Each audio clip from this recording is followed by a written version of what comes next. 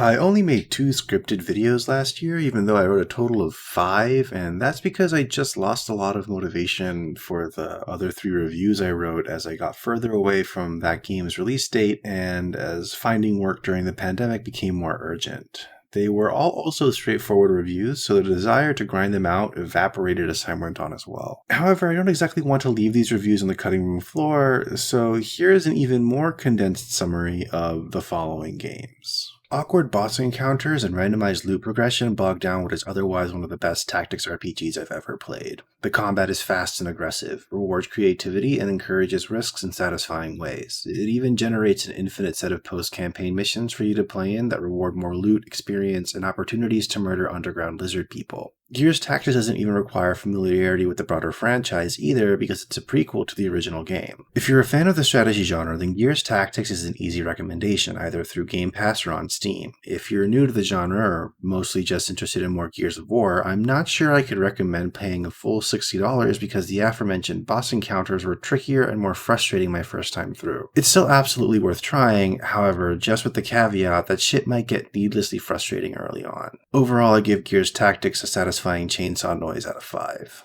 I actually ended up liking this game more than most. The bugs I normally encountered were of the cute endearing variety rather than the progression freezing PS4 crashing variety, so the rough edges and graphical failings only added to my fun. It's not a game I would recommend at full MSRP, doubly so for the deluxe edition, but if you manage to pick up a copy for half off, then I'd consider it an incredible bargain. This is because the game is structured much more like a classic loot-based action RPG like Diablo, even if its presentation is more evocative of modern service games like Destiny. This means that it's reasonable to think of Avengers as 2 games in one. The first game is a linear AAA blockbuster with a great story and a decent enough brawler underneath. It acts as an extended tutorial for the second game, which is a series of disjointed combat missions that reward randomly generated loot. The second game is much weaker than the first in terms of presentation, but it provides an ever-growing opportunity to indulge in the systems and character interactions that made the first game so special. It's an incredibly backhanded compliment to say that the repetitive and grindy second game is good precisely because it feels optional, but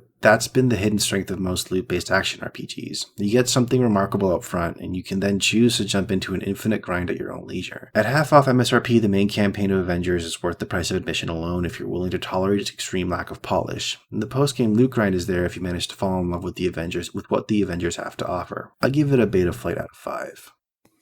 Ghost of Tsushima was the perfect palate cleanser after shotgunning my way through Doom, Doom Eternal, and Tetris Effect. It was the first open-world video game I played since the launch of Mass Effect Andromeda, and the first game I ever managed to snag a platinum trophy in. But besides those little details, I don't have much to say that a cursory glance at a review aggregator won't provide. I liked the story well enough as a kind of safe and by-the-numbers piece of samurai fiction. I felt the combat was kind of easy, but it was a sort of frictionless experience I was absolutely looking for at the time.